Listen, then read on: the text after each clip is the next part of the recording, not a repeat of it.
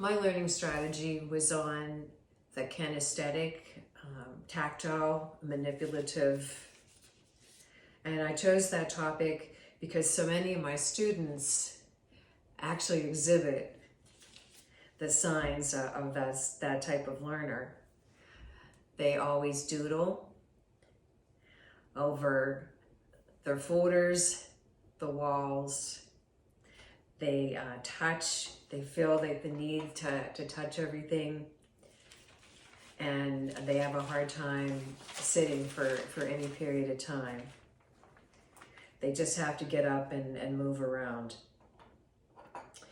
They crave the hands-on activities, and they try to get out of the classroom theory as much as they can.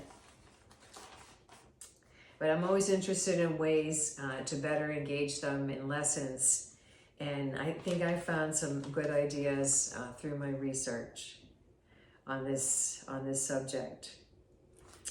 The theorist I chose was Neil Fleming. He designed the VARK model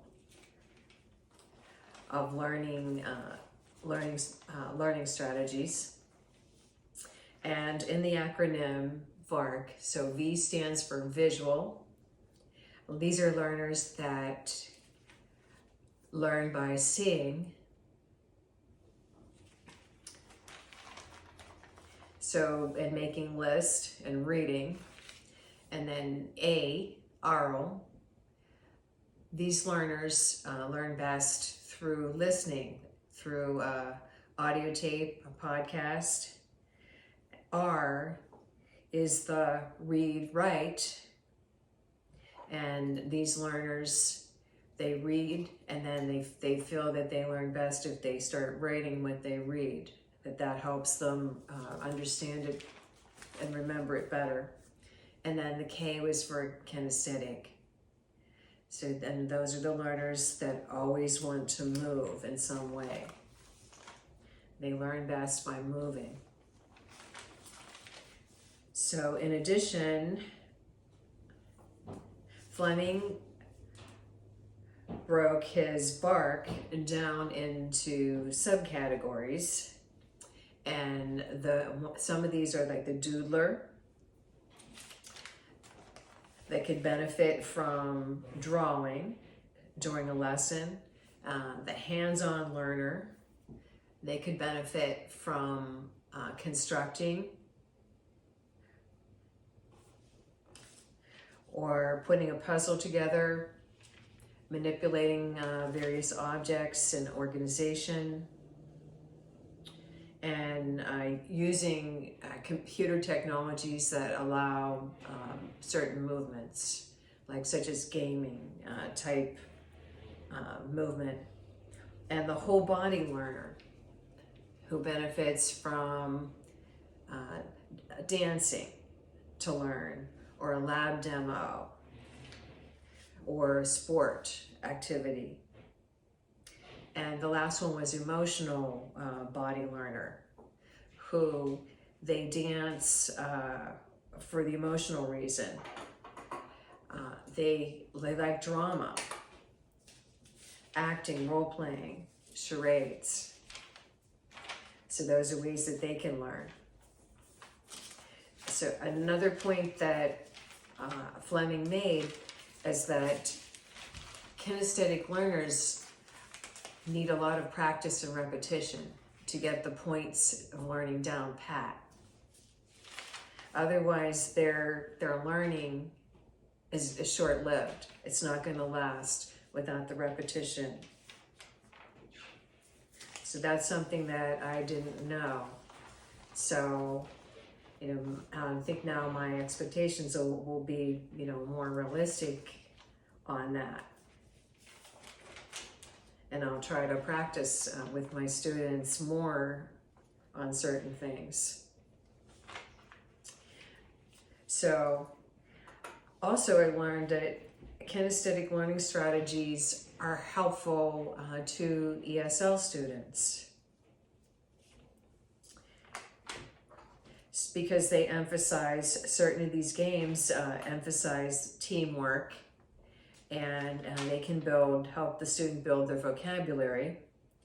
So some of the suggested games, the kinesthetic type games that are suggested to help ESL student are Jeopardy, okay, Fly Swat, which is one I had never heard of before, where a teacher could write the vocabulary term on the blackboard and then the meaning somewhere else among other vocabulary terms and meanings. And when the students spot it, the correct meaning match with the vocab word, they swat it with the fly swatter on the blackboard. So some other ways of learning for ESL that are kinesthetic, the charades, the memory game, where students go around the room and a student starts out with a phrase at the beginning of a story, and then each student subsequently will add their own part onto, and having to remember, what was said prior, and then Simon Says. So some of these games I wouldn't have ever thought. And another one was Twister, creating a Twister game out of vocabulary or some other facts that a teacher would want the student to learn. So in my learning strategy demo, I had 2 ESL students. They were both from Italy. One was a boy, Giuseppe, and he was on the developing level. And Rosa, she was on the pretty close to the top of the proficient level in her ESL program part. And she also had ADHD, and she had an IEP for that. So, and I've also read that the kinesthetic learning strategies can help an ADHD person as well. But she has an IEP, so all the steps of that would be followed. But it is interesting, that this kinesthetic learning strategies could help all the students, in some ways, because of the movement that's going to help.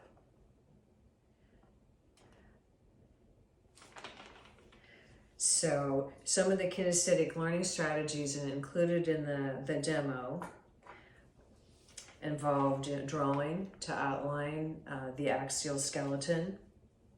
There was a hands-on manipulative strategy about handling the bones and determining what bone type they were. There is construction of a paper skeleton and labeling it. Quizlet technology was used, where students had to manipulate the toggles and the buttons on the flashcards to get the meanings of the names of the bones. And also there were buttons on there to give the student the Italian, the translations, and from Italian and English and back and forth. And also there was an audio button so that all the students could practice the proper pronunciations for the names of the skeleton. And at the end, at the conclusion, there was a rap dance, a rap song, and it was about how to remember the bones. So it was recommended to the students then, I recommended to them that they also can make up a song or a rap dance, and that is definitely a good way to help recall. So, and in the conclusion, they had a riddle, like a mental puzzle, to figure out on which bone which bone am I? Which one fit the description? So they had to use all their prior knowledge to figure that out. So I'm happy I got a lot of some new ideas, and I'm excited to go out and try.